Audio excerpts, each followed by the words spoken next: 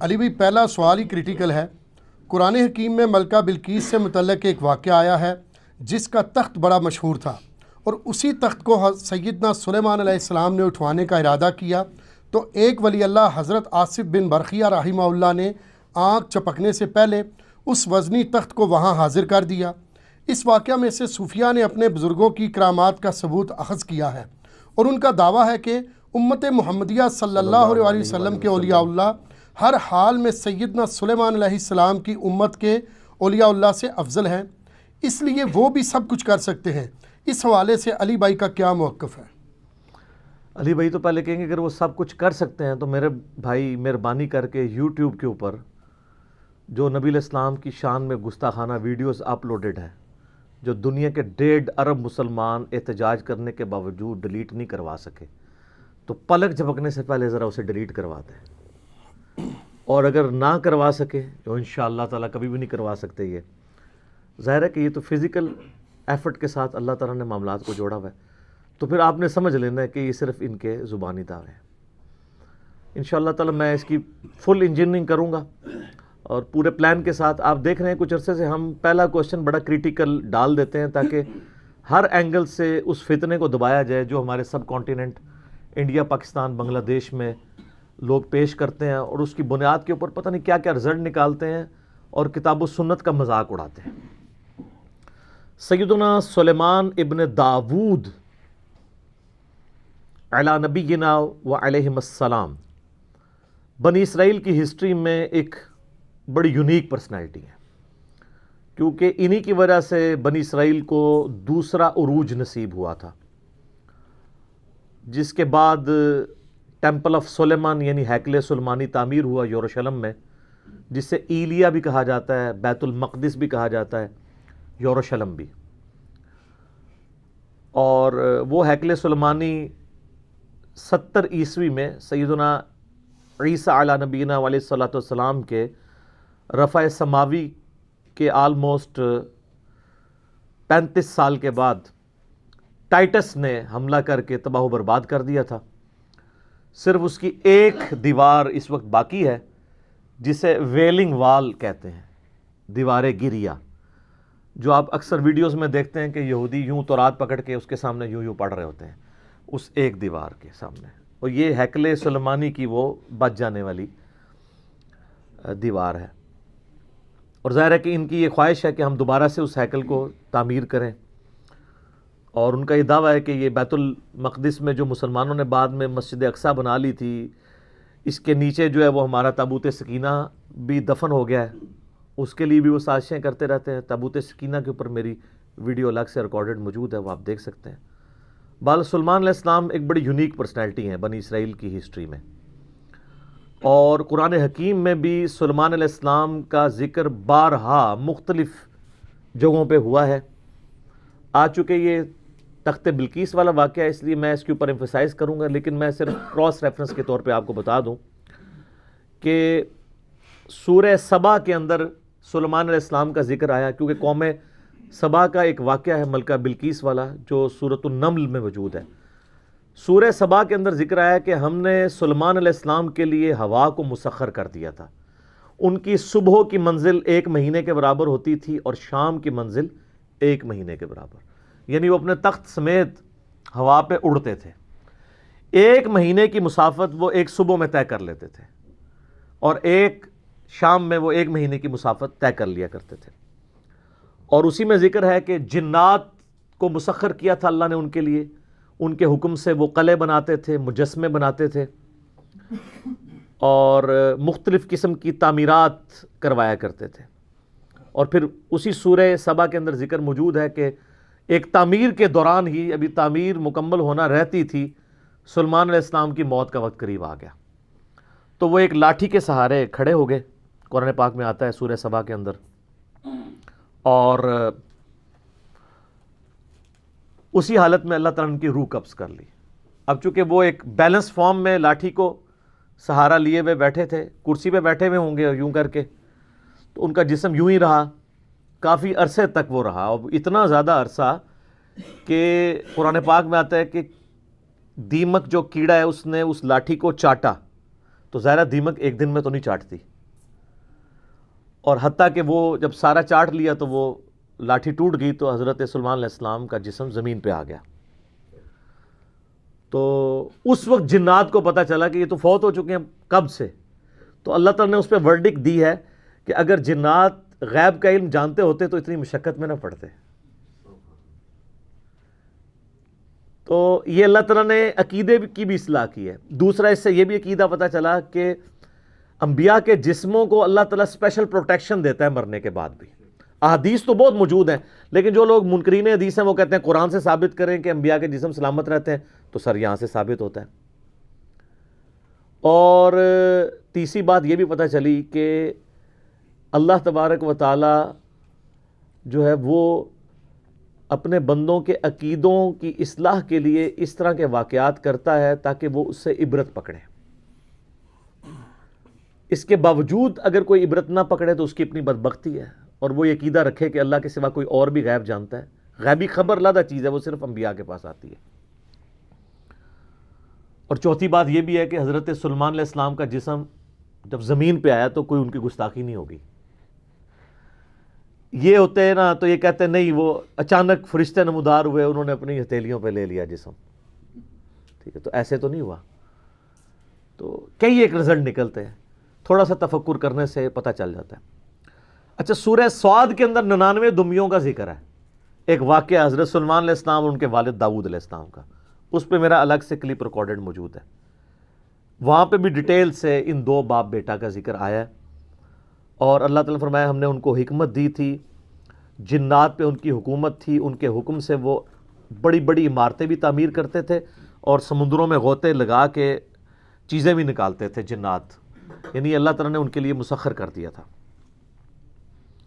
پھر سورۃ البقرہ میں بھی اللہ تعالیٰ نے سلیمان علیہ السلام کے دور کا ذکر کیا کہ شیاطین کا انٹریکشن عوام الناس سے بہت زیادہ بڑھ گیا تھا جنات کا اس دور کے اندر.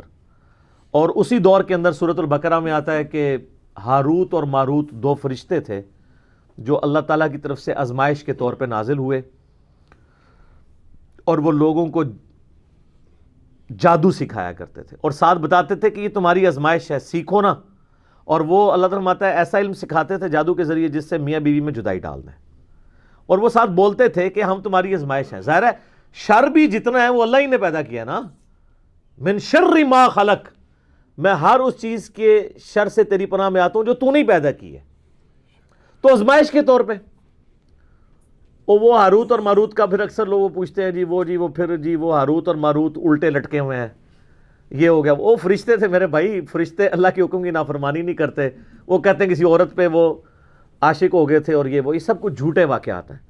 فرشتے کبھی بھی رائے راستے نہیں ہٹتے. قرآن پاک میں جا بجا یہ چیز آئی ہے کہ فرشتے تو سورہ التحریم کے اندر بھی آیا کہ وہی کام کرتے ہیں جو اللہ ان کو حکم دیتا ہے، اس کی سرتابی کر ہی نہیں سکتے.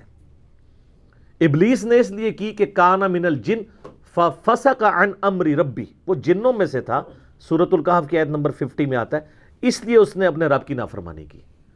اس نے حضرت آدم علیہ السلام کو سجدہ نہیں کیا، باقی سب فرشتوں نے کیا تھا. تو یہ آپ کو سورۃ البقرہ میں اس حوالے سے بھی ڈیٹیل مل جائے گی. رہا تخت بلقیس والا واقعہ، یہ سورۃ النمل میں بڑی ڈیٹیل کے ساتھ اللہ تعالیٰ نے حضرت سلیمان علیہ السلام کی زندگی کے چند واقعات کو ذکر کیا ہے 30 آیات کے اندر. آیت نمبر 15 سے لے کے 44 تک مسلسل 30 آیات میں سلیمان علیہ السلام کا اللہ تعالیٰ نے ذکر خیر کیا ہے. سٹارٹ اسی سے لیا ہے کہ وہ اپنے امتیوں سے کہتے ہیں کہ دیکھو اللہ تعالیٰ نے ہمیں کثیر مخلوق پہ فضیلت دی ہے، ہمیں جانوروں کی بولیاں سکھا دی ہیں، جنات کو، ہواؤں کو، پرندوں کو ہمارے لیے مسخر کر دی ہے. اللہ تعالیٰ نے ساری قدرت دی ہوئی تھی. اور وہیں پر یہ بھی ذکر آتا ہے کہ ان کی فوج کے لشکروں میں تمام جن، انسان اور جاندار جتنے بھی ہیں ان میں سے ہر ایک کی ان کی علیحدہ فوج تھی. جس طرح آج کل آپ کہتے ہیں نا یعنی ایئر فورس، آرمی، نیوی، ان کے پاس نیوی کے لیے بھی جنات موجود تھے، ایئر فورس سارے پرندے ان کے حکم پہ مسخر تھے، ہوا ان کے حکم سے چلتی تھی، اور انسان بھی موجود تھے. اور پھر اسی میں ذکر آتا ہے جس کی وجہ سے سورت کا نام ہی سورہ النمل ہے. نمل عربی میں کہتے ہیں چیونٹی کو. وہ اپنے لشکر کے سمیت گزر رہے تھے تو چند چیونٹیاں تھیں، ان کی ملکہ ان کو کہتی ہے، قرآن نے اس کا قول نقل کیا ہے کہ سلیمان علیہ السلام اپنے لشکر سمیت آ رہے ہیں، کہیں ایسا نہ ہو بے خبری میں وہ ہمیں پاؤں کے نیچے کچل دیں۔ تو پھر وہ چیونٹی باقی چیونٹیوں کو کہتی ہے کہ تم لوگ اپنے بلوں میں چلی جاؤ۔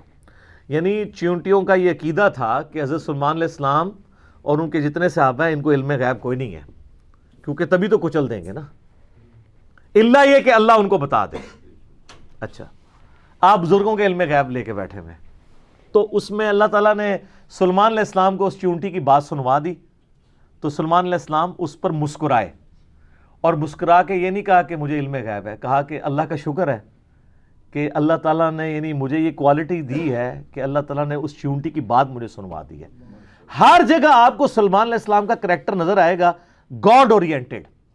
ویسے یہودیوں میں ایک گروہ ایسا بھی ہے جو سلیمان علیہ السلام سے سخت نفرت کرتا ہے، اور بڑے بڑے ان کے اوپر سکینڈل بھی بنائے ہوئے ہیں انہوں نے، کیونکہ سلیمان علیہ السلام بڑے کٹر قسم کے موحد تھے، تو توحید و عزم نہیں ہوتی نا۔ ہر جگہ آپ کو نظر آئے گا سلیمان علیہ السلام جب بھی کوئی کام ہوتا ہے نا، اپنے تو کسی کمال کا ذکر ہی نہیں کرتے، وہ کہتے ہیں یہ اللہ نے مجھے آزمایا ہے، اللہ نے مجھے دیا ہے تاکہ میں اللہ کا شکر ادا کروں، اللہ مجھے جانچ رہا ہے کہ میں نے، وہ تو سینٹرڈ اراؤنڈ گاڈ، اور یہی ایک موحد کی نشانی ہوتی ہے۔ اور وقت کا پیغمبر تو امام الموحدین ہوتا ہے نا، تمام موحدین کا امام ہوتا ہے۔ تو وہ چیونٹی جو ہے نا، اس کی گفتگو حضرت سلیمان علیہ السلام سن کے مسکراتے ہیں، اور پھر اللہ تعالیٰ کا شکر ادا کرتے ہیں کہ مجھے اللہ نے یہ کوالٹی دی ہے۔ اس کے بعد پھر ذکر آتا ہے کہ اسی دعا میں وہ کہتے ہیں کہ اے اللہ مجھے بخش دے، مجھے اپنی رحمت سے اپنے نیک بندوں میں داخل فرما، اور یہ جو تو نے مجھے اس طرح کی نعمتیں دی ہیں تو مجھے اس قابل بنا کہ میں تیری نعمتوں کا شکر ادا کرتا رہوں۔ ہائے ہائے، یہاں کہتے ہیں بزرگوں کا کمال ہے، فلاں کی نگاہ کرم، حالانکہ وہ کہہ سکتے تھے میرے ابا جی دیاں دعاواں نے، انہوں دا فیض ہے، میں انہوں دا ہی مرید ہوں نا، ابا وہ ہے بھی تھا، داؤد علیہ السلام پیغمبر تھے۔ سب کچھ گاڈ اورینٹڈ ہے۔ ایک پیغمبر کا باپ بھی پیغمبر ہے تو وہ اپنی کسی کوالٹی کو اپنے پیر کی طرف منسوب نہیں کر رہا، جو واقعی جینون پیر ہے اللہ کی طرف منسوب کر رہا۔ اسی لیے تو آپ کو کہا جاتا ہے نا کہ آپ قرآن نے ڈائریکٹ نہیں پڑھنا، آپ گمراہ ہو سکتے ہیں، کیونکہ آپ یہ سوچیں گے نا۔ تو اس لیے تو ہم کہتے ہیں مرنے سے پہلے اے مسلمان کر لے اس پہ غور، کتابوں کا خدا اور ہے، بابوں کا خدا اور جب تم غور کر لو اس کے بعد ایک بار یہ بھی کہنا ہے کہ نہ میں وہابی نہ میں بابی، میں ہوں مسلم علمی کتابیں، نہ ہم سو کالڈ وہابی ہیں، کوئی علمی بات کرے تو اس کو کہتے ہیں یہ وہابی ہے، اور نہ ہم بابوں کا دفاع کرنے والے بابی ہیں، ہم علمی کتابی مسلم ہیں الحمدللہ۔ اچھا، وہ سورہ نمل میں پھر آگے چلتا ہے کہ حضرت سلیمان علیہ السلام اپنے دربار میں بیٹھے ہوتے ہیں، اب سارے ان کے کمانڈر حاضر ہیں، جنوں کا کمانڈر بھی ہے، اسی طریقے سے انسانوں کے کمانڈر بھی، سارے ان کے سردار وہاں پہ جمع ہیں۔ تو جو ان کی ایئر فورس کا کمانڈر تھا نا، وہ ہدہد تھا۔ ہدہد ایک پرندہ ہے جس کی بڑی خوبصورت سی کلگی ہوتی ہے، جیسے مرغے کی ہوتی ہے، اور بڑا ایکسٹرا آرڈنری پرندہ ہے۔ آپ جا کے گوگل پہ سرچ کریں، یوٹیوب پہ اس کی ویڈیوز دیکھیں کہ اللہ نے اس کو کیا صلاحیتیں دی ہوئی ہیں۔ وہ ان کا سمجھ لیں ایئر فورس کا چیف تھا، ٹھیک ہے۔ تو آپ نے فرمایا وہ کدھر غائب ہے، اور پھر ساتھ فرمایا کہ وہ اپنی غیر حاضری کی کوئی جسٹیفیکیشن مجھے پیش کرے، اور اگر اس نے کوئی ایسی جسٹیفیکیشن نہ پیش کی کہ وہ میرے دربار سے غائب کیوں ہے، تو میں اسے سزا دوں گا یا میں اسے ذبح کر دوں گا۔ بس یہ آپ ورڈک بولتے ہیں تو تھوڑی دیر بعد ہدہد آ جاتا ہے اور وہ اپنی جسٹیفیکیشن پیش کرتا ہے۔ اب ظاہر ہے وہ میں نے بتایا کہ سورہ نمل میں ہی آتا ہے کہ اللہ تعالیٰ نے جانوروں کی بولیاں سکھا دی تھی ان کو۔ تو حضرت سلیمان علیہ السلام اس سے پوچھتے ہیں کہ بتاؤ، ہے سر پھر ہدہد دیکھیں کڈا پکا مواحد سی۔ وہ کہتا ہے کہ اے سلیمان علیہ السلام، میں آپ کے لیے ایک ایسی خبر لے کے آؤں جو آپ کے علم میں بھی نہیں ہے۔ بابی نہیں تھا ہدہد، ہاں۔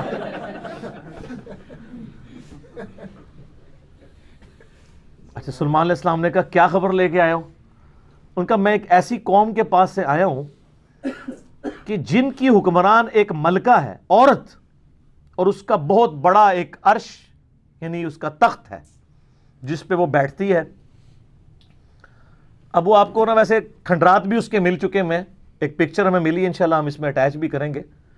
آلموسٹ سمجھ لیں وہ کوئی آج کے دور کے اعتبار سے آپ دیکھ لیں کوئی 50 فٹ چوڑا اور لمبائی میں تقریباً 100 فٹ اور اونچائی میں بھی تقریباً 50 فٹ کے برابر، مختلف اقوال ملتے ہیں، یعنی اچھا خاصا بڑا اس کا تخت تھا جس پہ اس کے سارے وہ سردار ارد گرد بیٹھتے تھے، اور وہ پتھر کا بنا ہوا بڑا سا ان کا میں نے ایک عورت دیکھی ہے، تو وہ آپ کے علم میں نہیں ہے کہ وہ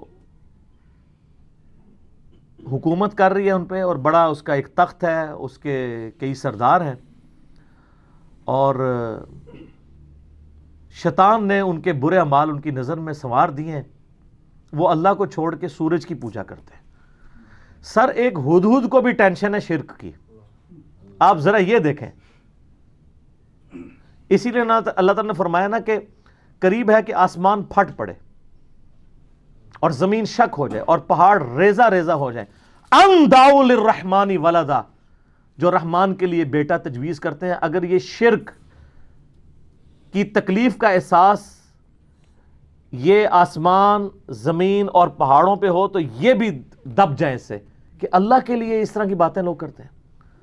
تو اور پھر وہ کہتا ہے کہ اب حدود کی بھی آپ تقریر دیکھیں جناب، کہ شیطان نے برے اعمال ان کی نظروں میں سنوار دی ہیں، اللہ کو چھوڑ کے وہ سورج کی پوجا کر رہے ہیں، حالانکہ عظمت اس اللہ کی ہے جو زمین و آسمان کا مالک ہے، ان کو تو چاہیے تھا اسے ہی سجدہ کریں، اور اس پہ آیت سجدہ بھی ہے۔ اللہ اکبر،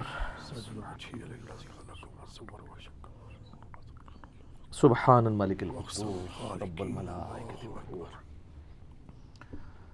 تو اب حضرت سلیمان علیہ السلام چونکہ توحید کے امام ہیں، دنیا پہ اللہ تعالیٰ کے ریپریزنٹیٹیو ہیں، جب وہ یہ بات سنتے ہیں نا تو کہتے ہیں میں تیری اس بات کی تصدیق کروں گا کہ تو سچ کہہ رہا ہے یا جھوٹا بہانا تو نہیں کہیں کر رہا تو، ورنہ تو حضرت سلیمان علیہ السلام کہتے ہیں کہ ہاں مجھے تو پہلے علم غیب اللہ تعالیٰ نے دیا ہوا ہے، میں تو اتنی دوروں میں دیکھ سکنا ہوا، وہ تو اللہ دکھائے گا تو دیکھیں گے نا۔ تو حضرت سلیمان علیہ السلام نے ایک خط لکھا اور اس ہدہد کو کہا، اچھا یہ کوئی سٹوری نہیں ہے جو آپ کے علماء بیان کر رہے ہوتے ہیں، یہ ورڈ بائی ورڈ سورہ النمل آیت نمبر جو ہے وہ 15 سے لے کے 44 تک 30 آیات ہے۔ جو چیز ان آیات سے ہٹ کے آئے گی میں اس کو مینشن بھی کر دوں گا۔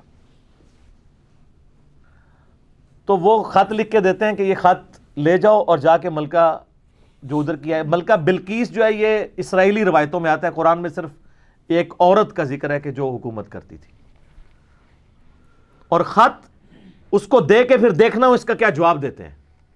ہدہد جناب لے کے خط پہنچا ہے، اور جا کے اب ہدہد ایک خط لے کے آ رہا ہو اور ملکہ کے وہ جا کے بیڈ روم میں سیدھا جا کے لینڈ کرتا ہے، کوئی سیکیورٹی گارڈ کوئی کچھ نہیں روک سکتا، وہ کھڑکی سے آ کے اس میں لینڈ کر کے سامنے لا کے اس کے خط پھینکتا ہے۔ تو حضرت سلیمان علیہ السلام کا خط وہ کھولتی ہے تو وہ اس خط میں تو 2 ٹوک جملے لکھے ہوئے ہوتے ہیں، انہ من سلیمان و انہ بسم اللہ الرحمن الرحیم، اور تم سر تسلیم خم کر کے فوراً میرے پاس حاضر ہو جاؤ، ٹھیک ہے۔ بس یہ 2 لائنوں کا ایک جملہ ہوتا ہے۔ جب وہ اپنے سرداروں سے مشورہ کرتی ہے تو وہ کہتی ہے میرے پاس ایک معزز خط آیا ہے، اور یہ معزز خط سلیمان کی جانب سے ہے، انہو من سلیمان، سورہ النمل آیت نمبر 30، یہ واحد مقام ہے جہاں سورت کے اندر بسم اللہ شریف آئی ہے۔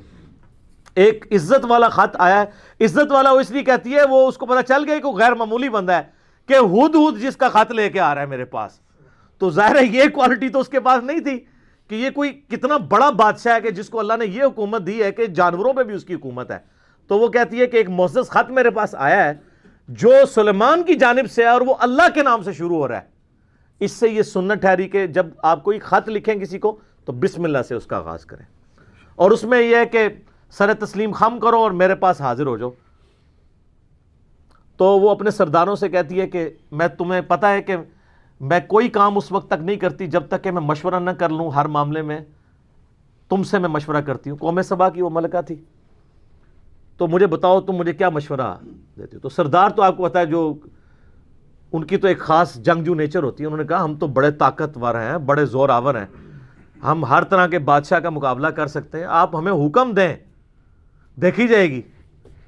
لیکن وہ تو سمجھدار ہوتی ہے نا، جس میں مجھے بھی آگے لوگ پھونک چڑھا رہے ہوتے ہیں، لیکن جو بندہ ڈرائیونگ سیٹ پہ بیٹھا ہوتا ہے اس کو پتہ ہوتا ہے کہ کام کو کس حکمت سے لے کے چلنا ہے.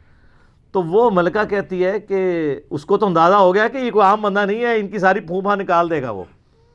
تو وہ کہتے ہیں کہ وہ ملکہ آگے کہتی ہے, اس کے الفاظ اللہ تعالیٰ نے نقل کیے ہیں, وہ کہتی ہے کہ یاد رکھنا بادشاہ جب کسی ملک میں داخل ہوتے ہیں نا تو وہاں کے شرفاء کو ذلیل کر دیتے ہیں. تو یعنی یہ جو ہمارے پاس ملک ہے یہ بھی ہمارا چھین جائے گا, ہم میں یہ طاقت نہیں کہ ہم اس شخص کا مقابلہ کر سکیں. یہاں پہ بھی آپ دیکھ لیں انگریزوں نے یہی کیا ہے نا, جب انگریز یہاں حکومت میں ہے نا, سب سے زیادہ ذلیل انہوں نے کیا ہے خاندان مغلیہ کو, اس لیے کہ وہ یہاں پہ رولرز تھے. تو انہوں نے کہا پہلے تو جناب ان کو اتنا ذلیل کرو نا, کیونکہ ان کے اندر جراثیم موجود ہیں حکومت کرنے کے, ان کو تو ذلیل و خوار کرو. تو وہ ملکہ کی بات یونیورسل ٹروتھ اللہ نے نقل کیا کہ جب بادشاہ داخل ہوتے ہیں تو وہاں کے شرفاء پھر سب سے پہلے وہ ذلیل ہوتے ہیں. تو وہ کہتی ہے کہ اس میں جلدی نہیں ہمیں کرنی چاہیے, میں سلیمان کو نا کچھ گفٹ بھیجتی ہوں اور میں دیکھتی ہوں کہ اس کے رسپانس میں وہ کیا کرتا ہے, تو پتہ چل جائے گا کہ وہ واقعی ایک دنیا دار بادشاہ ہے یا اللہ کا ریپریزنٹیٹو ہے. یہ اس نے چیک پوائنٹ رکھا کہ اگر دنیاوی بادشاہ ہوا تو دنیاوی بادشاہ پرانے زمانوں میں دوسرے ملکوں پہ کیوں حملہ کرتے تھے, تاکہ ان سے ان کی دولت ہتھیائیں. تو اگر ہم جزیہ دینے پہ آمادہ ہو جائیں اور سالانہ ہم ایک رقم مقرر کر لیں گے, اتنا آپ کو ٹیکس یا جزیہ دیا کریں گے, تو وہ ٹل جائے گا. تو وہ بڑے زیادہ تحائف دے کے نا ایلچی روانہ کرتی ہے سلیمان علیہ السلام کے پاس.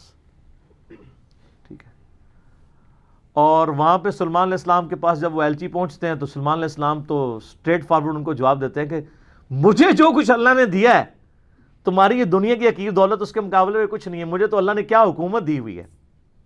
ٹھیک ہے, تو بلکہ سورہ نمل میں اللہ تعالیٰ نے ان کی دعا بھی نقل کی ہے. سلیمان علیہ السلام کہتے ہیں اللہ مجھے ایسی حکومت دینا جو میرے بعد پھر کسی کو نہ ملے. اور انسانی تاریخ میں سلیمان علیہ السلام سے بڑا بادشاہ نہ ان سے پہلے کو گزرا ہے نہ بعد میں, جس کو اس لیول کی اللہ تعالیٰ نے حکومت دی ہو. تو وہاں پہ جب ایلچی پہنچتے ہیں تو وہ ان کو اسٹریٹ فارورڈ جواب دیتے ہیں اور ان کو واپس کر دیتے ہیں کہ جاؤ اور اپنی ملکہ کو بتا دینا کہ اب ہم وہ لشکر لے کے آئیں گے جس کی تاب تمہارے لشکر نہیں رکھ سکتے, انتظار کرو ہمارا. تو وہاں سے چلے جاتے ہیں, وہ تو چلے جاتے ہیں, اور سلیمان علیہ السلام کو پتہ ہوتا ہے کہ وہ مطیع ہو کے ہی آئے گی, کیونکہ وہ سمجھ گئے ہوتے ہیں کہ اس نے یہ جو ڈیسیژن کیا ہے وہ کیوں کیا ہے. اب یہ فاصلہ آلموسٹ 2000 کلومیٹر کا ہے. قوم سبا آباد تھی یمن میں, اور حضرت سلیمان علیہ السلام یروشلم میں بیٹھے ہوئے تھے, بیت المقدس ایلیا شام کے اندر. آلموسٹ 2000 کلومیٹر کا یہ فاصلہ ہے. تو آپ سمجھ لیں یہ فاصلہ طے کرنے کے لیے بھی 40 سے 50 دن پیدل چاہیے. تو سلیمان علیہ السلام جب ان کو واپس کرتے ہیں, وہاں پہ جب واپس خط پہنچتا ہے تو ظاہر ہے ملکہ تو پہلے ہی اس کو سمجھ آ گئی ہوتی ہے کہ کوئی عام بندہ نہیں ہے. تو ملکہ یہ ڈیسائیڈ کرتی ہے کہ میں خود سلیمان کے پاس جاؤں گی, کیونکہ اس خط میں پہلے میں کیا لکھا تھا کہ مطیع ہو کے میرے پاس حاضر ہو. سر یہ بادشاہت کا آپ لیول دیکھیں کہ دوسرا بادشاہ جنگ بھی نہیں کرنی پڑ رہی, سیدھا وہ خود حاضر ہو رہا ہے. خیر اس بات کو کچھ عرصہ گزر جاتا ہے. جب اس کا لشکر آنے کے 3-4 دن یا کچھ دن باقی رہ جاتے ہیں نا, تو سلیمان علیہ السلام اپنی مجلس میں بیٹھے ہوتے ہیں. تو سلیمان علیہ السلام اپنے درباریوں سے کہتے ہیں کہ وہ جو ملکہ بلقیس ہے وہ مطیع ہو کے میرے پاس آنے والی ہے. ان کو پتہ ہے, فیڈ بیک مل جاتی ہے, اللہ تعالیٰ نے وحی کے ذریعے آگاہ کر دیا. تو پھر وہ ایک گفتگو کرتے ہیں وہاں پہ, جہاں پہ وہ تخت بلقیس کا ذکر ہے, اور آصف بن برقیہ کا نام قرآن میں نہیں ہے, یہ اسرائیلی روایتوں میں. وہ سورۃ النمل کی آیت نمبر ہے 30. اعوذ باللہ من الشیطان الرجیم, بسم اللہ الرحمن الرحیم. بلکہ آیت نمبر 30 میں تو وہ یہ آگی 38 نمبر سے آن ورڈ. 30 تو پہلے گزر چکی نا, انہ من سلیمان و انہ بسم اللہ الرحمن الرحیم. یہ آیت نمبر ہے 38.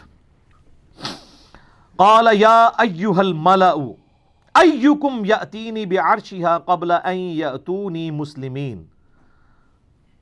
حضرت سلیمان علیہ السلام کہتے ہیں اے میرے سردارو, جو میرے ساتھ اٹیچ لوگ ہو, تم میں سے کون ہے کہ جو مجھے اس ملکہ کا تخت لا کر دے اس سے پہلے کہ وہ سر تسلیم خم کرتی ہوئی میرے پاس حاضر ہو جائے. کون ہے کہ جو ایسا کرے؟ قال عفریت من الجن، تو ایک بڑا دیو ہیکل جن کہتا ہے انا آتیک بہ قبل ان تقوم من مقامک، کہ میں آپ کی اس محفل برخاست ہونے سے پہلے 3-4 گھنٹے کی جو بھی آپ کی مجلس ہوتی ہے، مجلس ختم ہونے سے پہلے میں وہ تخت آپ کو یہاں پہ لا دوں گا. انبلیویبل چیز ہے. 2000 کلومیٹر سے اتنا بڑا تخت پتھر کا وزنی 3-4 گھنٹے کیا، وہ تو آج بھی آپ اگر جہاز میں بھی لائیں تو 3-4 گھنٹے میں نہیں پہنچ سکتا، اس کو تو لفٹ کرنے میں پرابلم ہو جائے گی. وَإِنِّي عَلَيْهِ لَقَوِيٌّ أَمِينٌ، اور میں اس کے اوپر امانت دار بھی ہوں، میں پوری رسپانسبلٹی سے یہ کام کروں گا، اور میں طاقت بھی مجھے اللہ نے دی ہے. جنات کو اللہ نے بہت طاقت دی ہوئی ہے. تو حضرت سلیمان علیہ السلام یعنی ایگری نہیں کرتے اس مسئلے میں. تو پھر ایک اور شخص، قال الذی عندہ علم من الکتاب، وہاں ایک شخص بیٹھا ہوتا ہے جس کے پاس کتاب میں سے علم ہوتا ہے. وہ کہتا ہے انا آتیک بہ قبل ان یرتد الیک طرفک، میں اس تخت کو آپ کے سامنے حاضر کر دوں گا آپ کی آنکھ جھپکنے سے پہلے، فریکشنز آف سیکنڈ میں لے آؤں گا. ہمارے لیے تو وہی ہضم کرنا مشکل ہے، تو یہ تو خیر بہت بڑی چیز ہے. تو یہ اس نے دعویٰ کیا، بس یہ دعویٰ کرنے کی دیر تھی اور وہ لے بھی آیا تخت. فَلَمَّا رَآهُ مُسْتَقِرًّا عِندَهُ، تو حضرت سلیمان علیہ السلام نے جب وہ تخت وہاں پر آیا ہوا دیکھا، قَالَ هَذَا مِن فَضْلِ رَبِّي، اور انہوں نے کیا حضور کڈے پہنچے بزرگوں، کیا بات ہے، کیا صاحب کرامت ہو، نہیں اومٹ کر دیا. ان کا یہ میرے رب کا فضل ہے. ہذا من فضل ربی، آپ لکھتے ہیں نگاہ مرشد سے، ماں باپ کی دعا سے، اور پیغمبر کا کہتا ہے ہذا من فضل ربی، یہ تو میرے رب کا فضل ہے. کیوں ہے فضل؟ لیبلونی اشکر ام اکفر، تاکہ وہ مجھے آزمائے کہ میں اس کا شکر گزار بنتا ہوں یا نہ شکرا. یہ سر توحید ہے. ومن شکر فانما یشکر لنفسہ، اور جو کوئی اللہ کا شکر کرے گا تو وہ بھی اپنے نفس کی خاطر ہی کر رہا ہوگا، اللہ کو کوئی پرواہ نہیں. ومن کفر، اور جو کوئی اللہ کی ناشکری کرے، فان ربی غنی کریم، تو میرا رب تو غنی ہے، کریم ہے، اسے کسی کی پرواہ ہی نہیں ہے. ھذا من فضل ربی. اچھا اس کے بعد پھر آتا ہے کہ وہ ملکہ جب آئی، حضرت سلیمان علیہ السلام نے کہا کہ نا اس تخت کی حیت بدل دو، ڈیزائننگ اس کی تھوڑی سی چینج کر دو، جو اس کے اوپر کوئی پھول بوٹے لگے ہوئے تھے تھوڑا سا اسے ٹیمپر کرو، اور میں دیکھوں گا کہ وہ پہچانتی ہے اپنے تخت کو نہیں، کہ نہیں پہچانتی. تو وہ پھر ملکہ وہاں پہ آ پہنچتی ہے. تو سلیمان علیہ السلام اسے ریسیو کرتے ہیں اور کہتے ہیں اس تخت کے بارے میں تیرا کیا خیال ہے؟ تو وہ بڑی سمجھدار ہوتی ہے، تو وہ کہتی ہے یہ تو لگتا ہے کہ یہ میرے تخت ہی ہے، اس کی مثل مجھے لگ رہا ہے بلکہ شاید وہی ہے.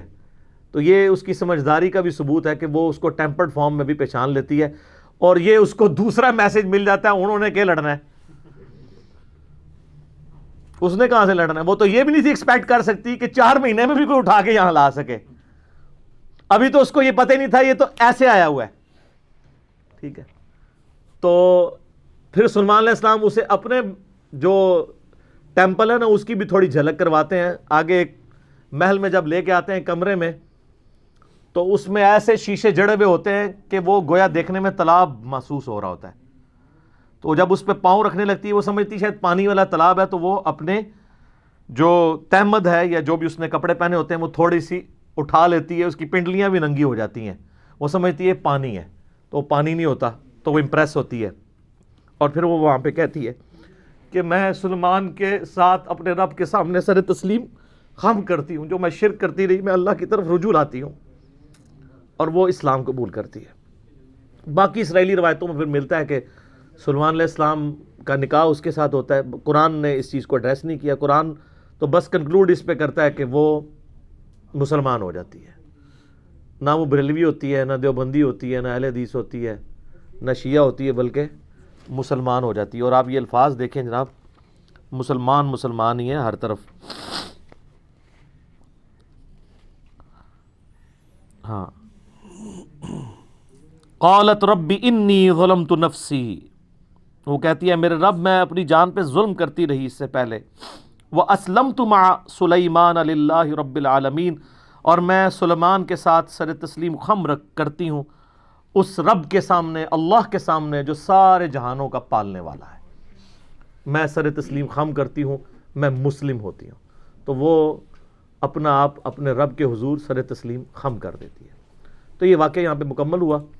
اب وہ یہ کہتے ہیں جناب کہ جی وہ انہوں نے فکر اچھا اس سے تو توحید اخذ کرنی چاہیے تھی. یہ چکر میں پڑ کے وہ کہتے ہیں وہ بندہ لبو کیڑا جے جنہیں اینج کر کے تخت لے کے آیا.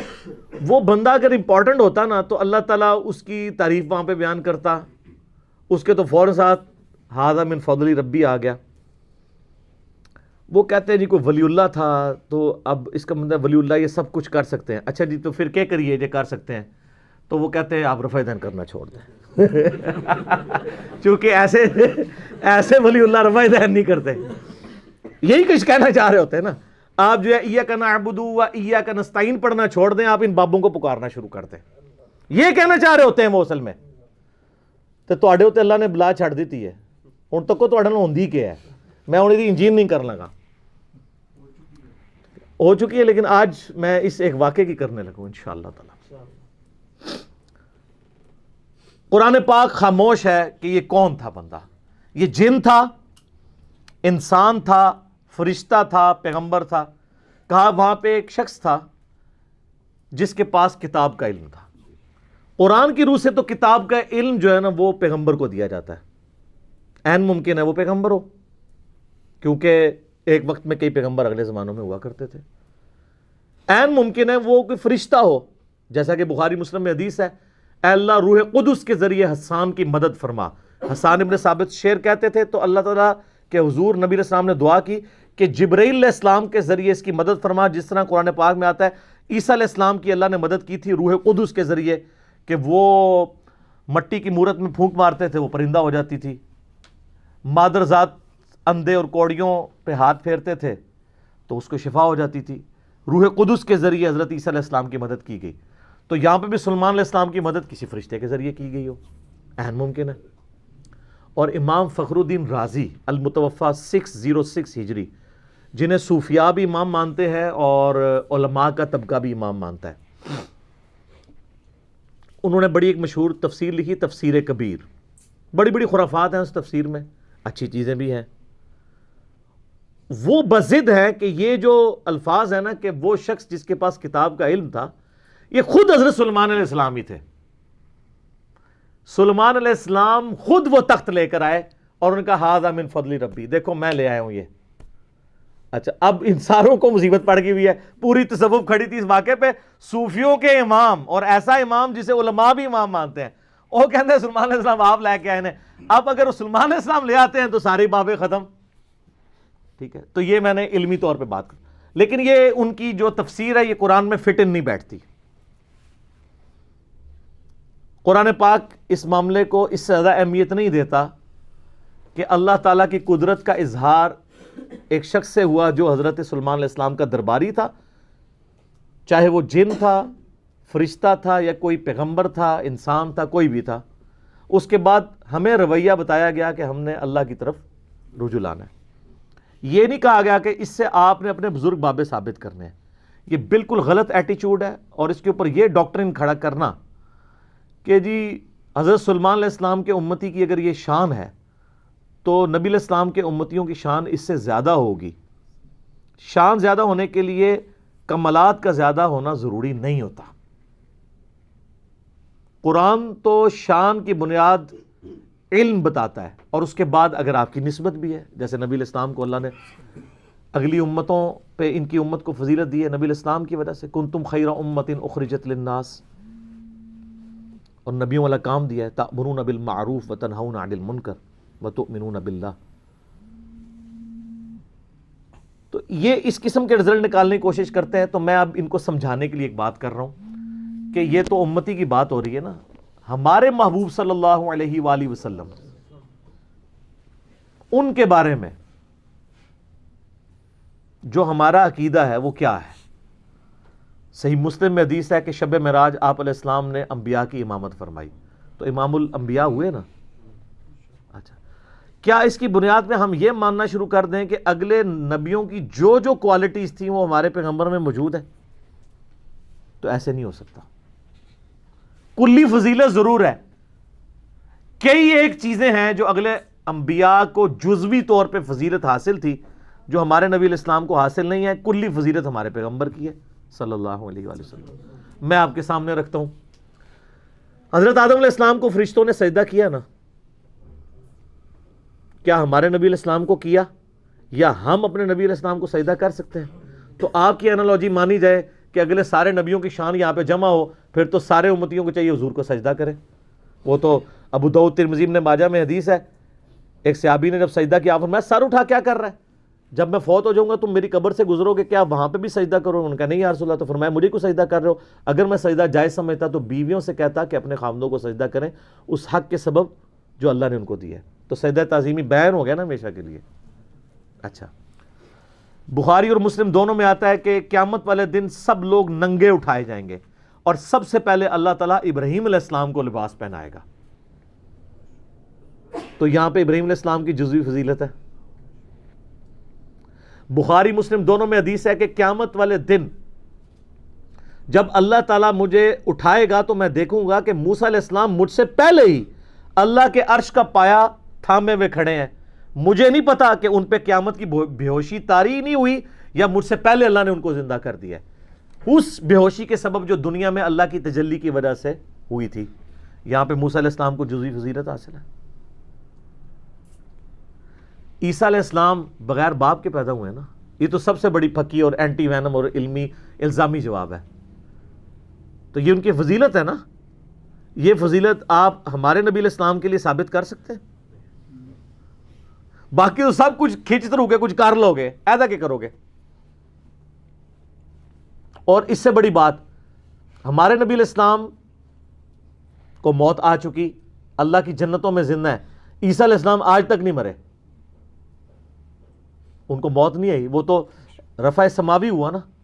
وہ اپنی سیکنڈ ڈیسینڈنگ کے اندر اللہ تعالیٰ وہ یہاں پہ اس امت میں آئیں گے اور زندگی گزار کے فوت ہوں گے. تو حضرت عیسیٰ علیہ السلام تو ابھی تک زندہ ہے. تو اب یہ فضیلت نبی علیہ السلام کو آپ دیں گے؟ تو یہ کوئی طریقہ نہیں ہوتا اینالوجیز بنانے کا. اگر نبی علیہ السلام کے ساتھ اینالوجیز نہیں بنا سکتے تو باقی تو پھر چھاڑ ہی دو نا. ان کے امتیوں کی بنیاد بنانا تو بڑی دور کی بات ہے. جو چیز ثابت ہوگی وہ ہم مانیں گے. سلیمان علیہ السلام کا وہ امتی تھا یا کوئی فرشتہ تھا یا جن تھا یا صحابی تھا، وہ کام کر دیا، وہ تو ہمارے پاس ثابت ہو گیا. آپ اپنے بابوں کے بارے میں جو جھوٹے کلیم کر رہے ہیں نا، وہ آپ کو ثابت کرنے کے لیے لانا پڑے گا. اور آج کل تو بڑا آسان دور ہے، کہتے ہیں دنیا اولیاء اللہ سے خالی نہیں ہے. ایک ولی بھی نہیں پہ لفظہ تو جس کو ہم BBC، CNN، Al Jazeera, Geo, ARY، Dunya T V کے سامنے لے کے آئیں اور ساری دنیا کو بابوں کا پجاری بنا لیں جو آپ بنوانا چاہتے ہیں. بابی بنا لیں تو لے آئیں، ہم اس کے سامنے وہ یہ اس میں سے کوئی کام کر کے بتائے. کہتے ہیں نا جناب بزرگ سب کچھ کر لیتے ہیں اور ان کے پاس بڑی بڑی کوالٹیز ہوتی ہیں. مجھے بتائیں دنیا کا کوئی بزرگ جو ہے آپ کے سامنے ہوا میں اڑے، ویسے تو انشاءاللہ نہیں اڑے گا میڈیا کی برکت سے، پرانے بھی کوئی نہیں سر اڑے آئی گپا ہی نے. اگر وہ ہوا میں اڑے اور وہ آپ کو کہے کہ جی یہ اڑنا اس بات کی دلیل ہے کہ 2 + 2 5 ہوتے ہیں، آپ مان لیں گے؟ کیوں؟ کیونکہ آپ کو یہ بات پتا ہے کہ 2 + 2 4 ہوتے ہیں. اس کا یہ کرتب مجھے اس بات پہ نہیں ابھار سکتا کہ میں 2 + 2 کو 5 کہوں. تو سر ان کے کرتب ہمیں اس بات پہ ابھار سکتے ہیں کہ ہم قرآن و سنت کو چھوڑ کے ان کے پیچھے لگ جائیں؟ تو تف ہے ایسے بندے کے اوپر جو 2 + 2 4 والی حیثیت بھی قرآن و سنت کو نہ دے. اسی لیے تو ہم کہتے ہیں نا، مرنے سے پہلے اے مسلمان کر لے اس پہ غور. کتابوں کا خدا اور ہے، بابوں کا خدا اور. یہ کتابی بات ہے. اور یہاں تو کتنے لوگ ہیں جو ایلوژن کر دیتے ہیں. یہ ڈیوڈ کاپر فیلڈ کو ذرا آپ یوٹیوب پہ جا کے دیکھیں, کرس اینجل کو دیکھیں, کبھی وہ پانی پہ چل رہا ہے, کبھی دیوار پہ چڑھ کے بتا رہا ہے, کبھی ہوا میں اڑ کے, وہ سارا ایلوژن ہی کیا ہوا ہے اس نے, وہ پورا دھوکہ ہے, اس کی بھی ویڈیوز رکھی ہیں کیسے کر رہے ہیں. اللہ نہ کرے پاکستان آ جائے تو سارے مولویاں اور پیراں دی دکاناں بند, سارے دربار اجڑ جان گے. آپ دیکھ لیں وہ جو کچھ کر کے بتا رہا ہے. کیوں؟ لوگ کہیں گے آپ کے بابوں کی تو کتابوں میں لکھی ہوئی ہیں, جعلی کتابیں باتی ہیں, یہ تو ہم سامنے دیکھ رہے ہیں. تسی آؤ تو کر کے دسو, ان کر کے دسو نا جناب. میں نے ان کو بہت بڑی بات کی ہے. یہ تو کہتے ہیں نا یہ ہمارے بزرگ جو ہے دلوں کا حال جان لیتے ہیں. میں نے ان کو کہا کہ یہ تو بہت دور کی بات. میں اپنا مشین ڈیزائن کا فارمولہ یا میکینکس اور مٹیریلز کا فارمولہ لکھ کے دیتا ہوں, کوئی بزرگ مجھے وہ لکھا ہوا دیکھ کے پڑھ کے بتا دے. اچھا یہ بھی مانتے ہیں نہیں پڑھ سکتا, اس میں اتنے زیادہ کوئی لیٹن کے الفابیٹ ہیں, کچھ گریک کے الفابیٹس ہیں, جس نے وہ سیکھا نہیں ہوا وہ تو اس کو بتا ہی نہیں سکتا. ابھی تو میں یہ کہہ نہیں رہا کہ وہ بتائے کہ یہ فارمولہ کس چیز کا, یہ تو بالکل نہیں بتا سکتا, صرف پڑھ کے بتا دے. تو وہ کیسے کوئی اس طریقے سے معاملات کر سکتا ہے؟ سب کچھ جھوٹ کے اوپر چل رہا ہے. باقی اگر آپ نے منوانا ہے تو اے کوڑا تے اے میدان ہو. میں ان کو بار بار کہہ رہا ہوں آپ کی بزرگی ہم نے چاٹنی ہے, بلکہ میں اپنے بارے میں کہتا ہوں اگر میں بزرگ ہوں اور میرے پاس یہ کوالٹیز ہے تو مجھے مر جانا چاہیے. اور جس طرح ایک بابا جی کہتے ہیں نا, اوے امت مر جائے حضور دے خاکے پہ بن دے جے. امت تے سر بعد مرے, پہلے تے او مرے نا جنہیں بارے تہاڈا عقیدہ ہے کہ وہ دنیا کا نظام چلا رہے ہیں, وہ کیوں نہ پہلے مرے جس کے پاس اختیار بھی ہے کہ وہ یوٹیوب سے وہ ویڈیوز نہ گستاخانہ ڈیلیٹ کرا سکے. تو آپ کو یہ کہنا چاہیے سب سے پہلے ہمارے وہ بزرگ مر جائیں کہ بزرگی وہ کلیم کیے ہوئے ہیں, اور یوٹیوب پہ نبی علیہ السلام کی گستاخانہ ویڈیوز اپلوڈڈ ہیں, ہم نہیں ڈیلیٹ کروا سک رہے. میں اپنے اوپر کہتا ہوں مجھ پہ لعنت ہو کہ اگر میرے پاس یہ اختیار ہو اور میں ویڈیوز نہ ڈیلیٹ کروا سکوں. اور آگے اس کو آپ خود اپلائی کر دیں جس کے اوپر کروانا ہے. یہ باتیں کرنا آسان ہے نا, تو یہ کر کے بتائیں. اور جی وہ کہتے ہیں جناب وہ جی نگاہ مارتے ہیں, ایسے نگاہ اٹھاتے ہیں جناب عرش پہ, نیچے تکتے ہیں جناب 7 زمینہ, تیل بھی کراس. اے تیل دے نہ گھاٹے فٹ ہو گیا جی. تیل کسی بزرگ نے نہیں دریافت کیتا یار. یعنی کتنے انرجی کرائسس ہیں پاکستان کے اوپر. دنیا میں بھی جو پہلا تیل کا کنواں ہے اس کو بمشکل 200 سال ہوئے ہوں گے. پنسلوینیا میں امریکن سٹیٹ میں سر ایڈون نے دریافت کیا ہے. داڑھی تھی ان کی پوری مٹھی تھی لیکن مسلمان نہیں تھے. کسی بزرگ نے نہیں تیل دریافت کیا. تو یہ کیا زمین کے اندر 7 زمینوں کے نیچے جا کے دیکھتے رہے, تیل نظر ہی نہیں آیا انہوں. کہانی جھوٹ. اچھا وہ ہمارے پاس ایک ہمارے محلے دار ہے نا, وہ کہتے ہیں جناب وہ میں نے تو آئے دن داتا صاحب آ کے منو ملتے ہیں. میں کہا سر جب ہوں آون نا تو تسی پڑھنا لا حول ولا قوت الا باللہ. اگر غائب ہو گئے تو شیطان ہے, اگر وہ جمے رہے تو بزرگ نے. کہتا نہیں تو استغفار, گستاخی ہے. کیوں گستاخی ہے؟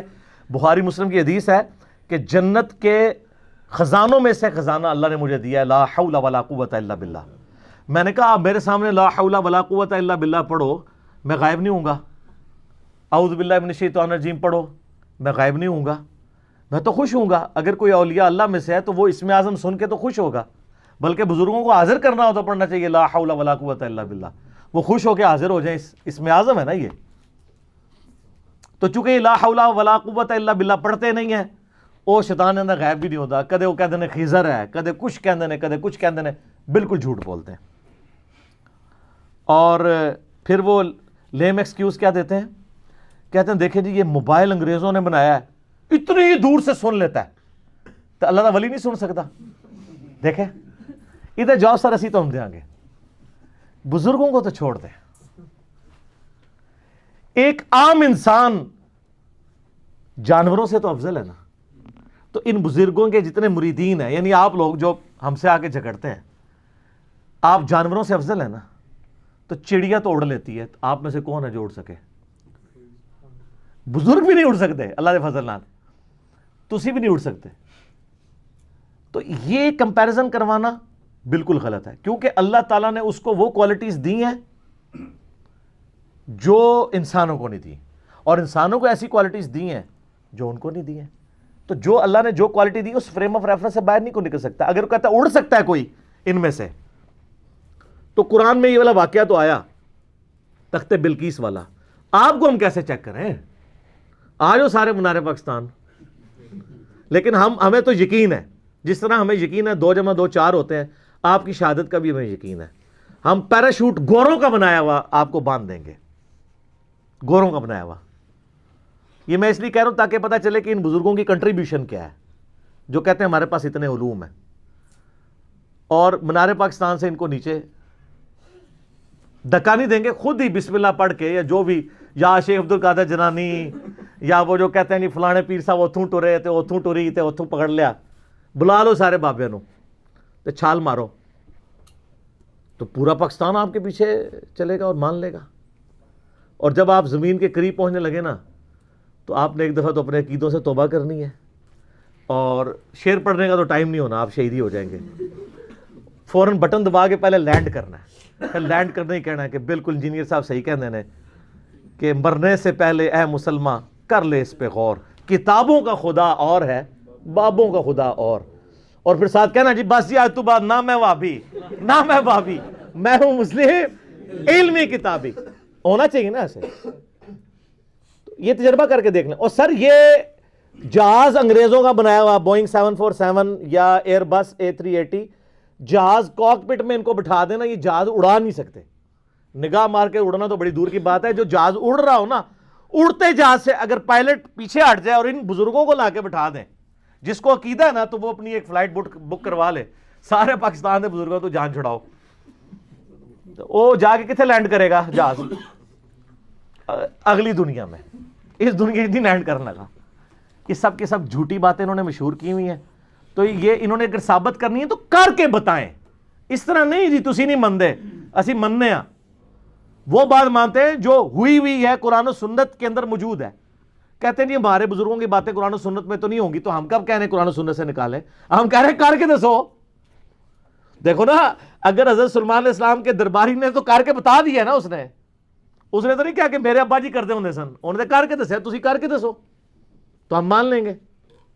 تو بالکل یہ فیل ہو چکے ہیں, ان کے پاس کوئی بھی چیز موجود نہیں رہی. اور میں نے کئی بار بیان کیا کہ آپ لوگ بیمار ہوتے ہیں, آپ کو درباروں پہ لے جاتے ہیں, جب بزرگ بیمار ہوتے ہیں ان کو شفا انٹرنیشنل میں اور آغا خان میں لے جاتے ہیں. کتنے بزرگ ہیں پاکستان لیول کے, میں نام نہیں لیتا, پیشاب بند ہوا ہے تو ان کو آغا خان میں لے گئے. کیوں؟ وہاں لے جائے نا, وہ اسی دربار کے اوپر جہاں آپ کہتے ہیں سمندر روکا ہوا ہے. سر کوئی انسان اپنا پیشاب نہیں روک سکتا, سمندر کا تو سائز ہی نہیں آپ لوگوں کو پتا کتنا ہے. اور پھر معذرت کے ساتھ جن لوگوں کے بارے میں آپ کا عقیدہ تھا سمندر روکا ہوا ہے, ایک کے بارے میں آپ کا عقیدہ تھا وہ انڈیا کے بم پکڑتے تھے پل پہ آ کے, ہندو آج تک مذاق اڑاتے ہیں آپ کا. اچھا, ان ساروں کے مزارات کے اوپر آ کے ٹھوک کے چلے گئے ہیں دہشت گرد. ہم اس چیز کو کنڈیم کرتے ہیں. اس کے بعد آپ تحفظ اولیاء کانفرنسز بھی کرتے رہے ہیں, یہاں ہمارے جیلم میں بھی ہوئی ہے. مجھے میسج کیے ہیں جی تحفظ اولیاء کانفرنس. میں کہا سبحان اللہ, ابھی تک تو آپ کہتے تھے اولیاء اللہ ہماری حفاظت کرتے ہیں, اب آپ بھی اولیاء کا تحفظ کرنا شروع ہو گئے. اور وہ کہتے ہیں پریس کلب کے سامنے احتجاج ہوگا. میں کہا نا, یہ سارے بڑے بڑے مزاروں کے باہر احتجاج ہونا چاہیے کہ سر کتنے بڈھے ہو گئے ہو, اون کوالٹیز ختم ہو گئی نے, یہ کہانیاں ہی سمجھے. جو بندہ قبر سے نکل کے راوی کے پل پہ آ رہا ہے, تو جو ادھر ٹھوک کے جا رہا ہے اس کو کیوں نہیں پکڑ رہا؟ سوچنے والی بات ہے نا. جو سمندر روک سک رہا ہے, اسی مزار کے اوپر کتنے لوگ آ کے دہشت گرد کے حملے کے اندر, دہشت گردوں کے حملے میں مارے جاتے ہیں, کیوں نہیں روک سک رہا؟ اچھا, اب بعض لوگ پتہ کہتے ہیں, وہ کہتے ہیں جی وہ جی خانہ کعبے میں بھی کرین گر گئی تھی نا, فوراً اسے پہنچ دے جائے, کیونکہ ان کو پتا ہے اللہ انہاں دا ہے, بابے ساڈے نے, تو سر اسی اون کرنے ہیں. سر اللہ نے کہیں دعویٰ نہیں کیا کہ آپ بسم اللہ پڑھ کے ساکٹ میں 2 انگلیاں ڈال دیں تو آپ بچ جائیں گے. اللہ نے دنیا بقدر ایفرٹ رکھی ہے. اللہ نے تو حسین علیہ السلام کو ذبح ہوتے بھی دیکھا ہے. اللہ نے خانہ کعبے کی 2 دفعہ توہین ہوتے بھی دیکھی ہے, یزید کے ہاتھوں بھی, حجاج ابن یوسف کے ہاتھوں بھی.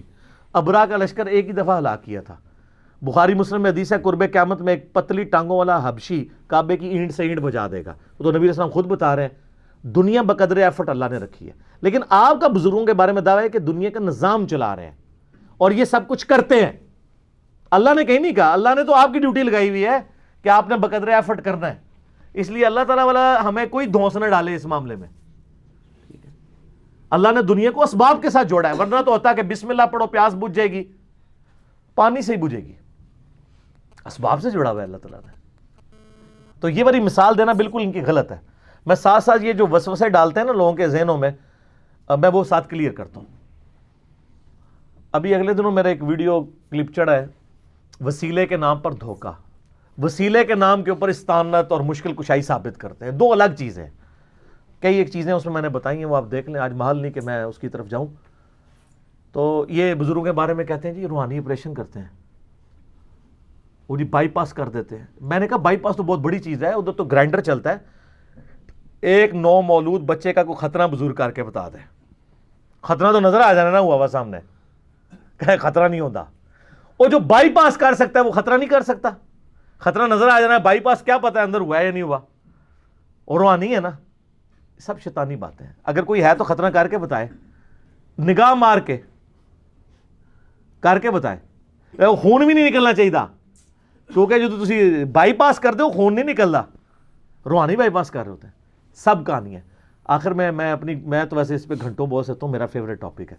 میں اپنی گفتگو کو کنکلوڈ کرتا ہوں اس حدیث پہ جو صحیح مسلم کے اندر ہے, دجال کے کانٹیکسٹ میں. نبی علیہ السلام فرماتے ہیں کہ قرب قیامت میں جب دجال آئے گا نا, اس کے ماتھے پہ کافر لکھا ہوگا, لیکن وہ کافر ڈائریکٹ نہیں لکھا ہوگا, کاف الف فا را. تو ہو سکتا ہے وہ کوئی اس سے کچھ اور ہی بنا لے, کاف سے کشف بنا لیں, الف سے اس کو اللہ کہہ دیں, ٹھیک ہے جی, فا سے کچھ اور بنا لیں, اس طرح کوئی بنا سکتے ہیں.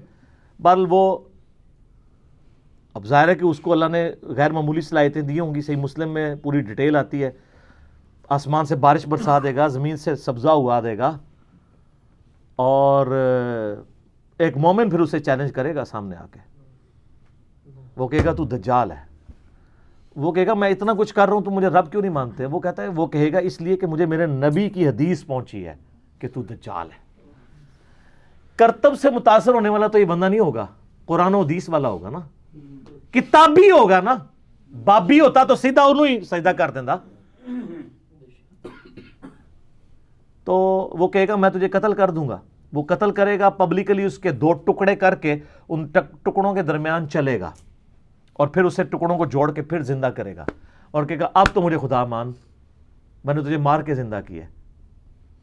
وہ کہے گا تیرے اس عمل نے میرے عقیدے میں ہی اضافہ کیا ہے کہ تو واقعی دجال ہے, کیونکہ نبی علیہ السلام نے فرمایا تھا ایک مومن کو قتل کر کے وہ دوبارہ زندہ کرے گا, اور دوبارہ اس کو قتل کرنے پر قادر نہیں ہوگا, تو دجال ہے. ہائے ہائے. حضور علیہ السلام فرماتے ہیں وہ اس وقت کا سب سے بہترین مؤمن ہوگا, سب سے بہترین شہید ہوگا. لیکن وہ کون سا ہوگا؟ کتابوں کا ماننے والا, بابوں کا ماننے والا نہیں. سر اسی لیے ہم رو رو کے کہتے ہیں کہ مرنے سے پہلے اے مسلمان کر لے اس پہ غور, کتابوں کا خدا اور ہے, بابوں کا خدا اور ایک بار جھوم کے آپ نے میرے ساتھ نعرہ لگانا ہے, کیا؟ نہ میں وابی نہ میں بابی, میں ہوں مسلم علمی کتابی. جزاکم اللہ خیر.